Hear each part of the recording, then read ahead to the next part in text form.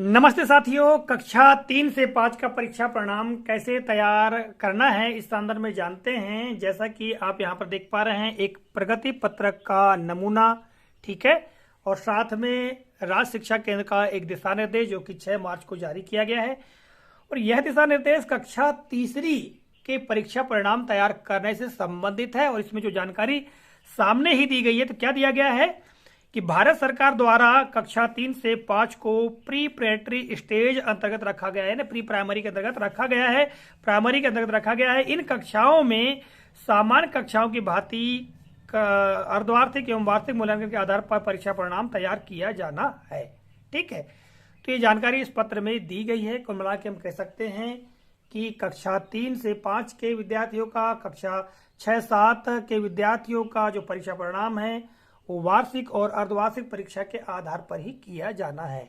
ठीक है, तो ये जानकारी दी गई है। और यहाँ पर कक्षा तीसरी में चूंकि अर्धवार्षिक परीक्षा नहीं ली गई थी और बच्चों की जो अभ्यास पुस्तिकाएं हैं उसमें जो आवधिक आकलन है उसके आधार पर जो सप्ताह 10, 20 और 30 में ट्रेकर में जो चिन्ह अंकित किए गए हैं उसके आधार पर सप्ताह 20 का जो आवधिक आकलन ट्रेकर है, ठीक है, उसके टिक के आधार पर बच्चों को अंक प्रदान किए गए हैं। पूर्व के वीडियो में इस संदर्भ में हमने पूरी जानकारी दी है कि किस तरह से आपको अंक प्रदान करना है। ठीक है, तो वार्षिक और अर्धवार्षिक परीक्षा के अंकों को मिला करके वार्षिक परीक्षा परिणाम तैयार करना है। चूंकि यह प्रगति पत्रक है, इस प्रगति पत्रक में यहाँ पर आप देखेंगे सामान्य प्रविष्टियां हैं, ठीक है, जिसे हम आसानी से भर सकते हैं। और पूर्व के वीडियो में हमने बताने का प्रयास किया था किस तरह से यहाँ की प्रविष्टियां भरनी है। ठीक है, यहाँ पर विशेष तौर से अभिभावकों के लिए जानकारी दी गई है। अभिभावक जान सकता है, चूंकि इस प्रगति पत्रक में केवल ग्रेड ही भरे जाएंगे, ग्रेड ही होंगे, अंकों की प्रविष्टि नहीं होगी। किंतु अभिभावक इस सूची से जान सकते हैं या विद्यार्थी जान सकते हैं कि उन्हें कितने प्रतिशत अंकों की प्राप्ति हुई है। यहाँ पर आप देखेंगे 85% से अधिक है तो यदि A+ ग्रेड उनको प्राप्त हो गया। यदि जिसको यहाँ पर A+ ग्रेड प्राप्त होता है, इसका मतलब ये हुआ कि उस विद्यार्थी को 85% से अधिक अंक प्राप्त हुए हैं।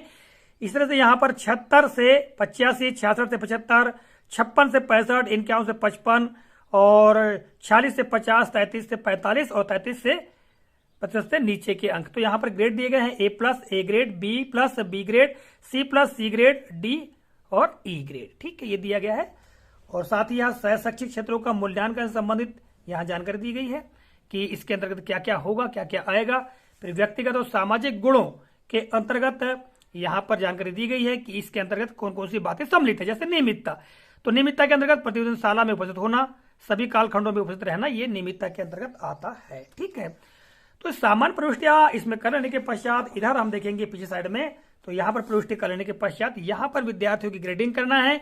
ये शैक्षिक क्षेत्रों के मूल्यांकन ग्रेड है। यहाँ पर 6 विषय दिए गए हैं: साहित्यिक, सांस्कृतिक, वैज्ञानिक, सृजनात्मक, खेलकूद, योग, स्काउट और ग्रेड क्रॉस, ओजस क्लब, एक भारत श्रेष्ठ भारत। तो यहाँ केवल ग्रेडिंग करना है।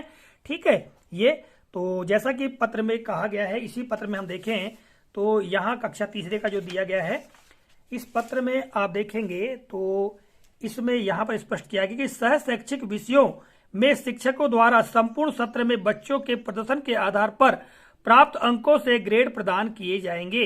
अंकों से ग्रेड में बदलाव हेतु मूल्यांकन कक्ष द्वारा जारी सतत एवं व्यापक मूल्यांकन संबंधी दिशा निर्देश यानी पूर्व के निर्देश का पालन सुनिश्चित किया जाए। तो मैं आपको भी बताता हूं।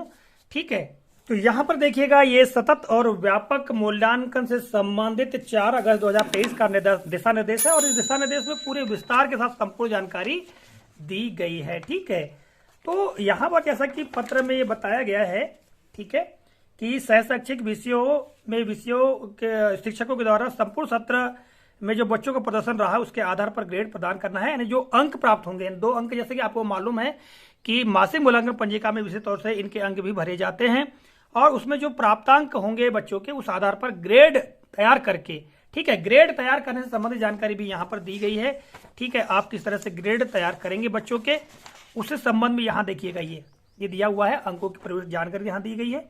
ठीक है, ये पूरी। ठीक है, और अभी मैंने आपको प्रगति पत्रक में बताया, तो इस आधार पर हम अंकों को ग्रेड में परिवर्तित कर लेंगे और ग्रेड में परिवर्तित करने के पश्चात यहाँ पर हम प्रविष्टि करेंगे। ठीक है, तो यहाँ ये जो शैक्षिक क्षेत्रों के मूल्यांकन ग्रेड यहाँ हम अंकित कर देंगे। यहाँ पर व्यक्तिगत सामाजिक गुणों के मूल्यांकन ग्रेड यहाँ अंकित कर लेंगे। और यहाँ पर देखिएगा, अब हम बात करें शैक्षिक क्षेत्रों का मूल्यांकन ग्रेड की, तो यहाँ किस तरह से प्रविष्टि की जाएगी देख लेते हैं।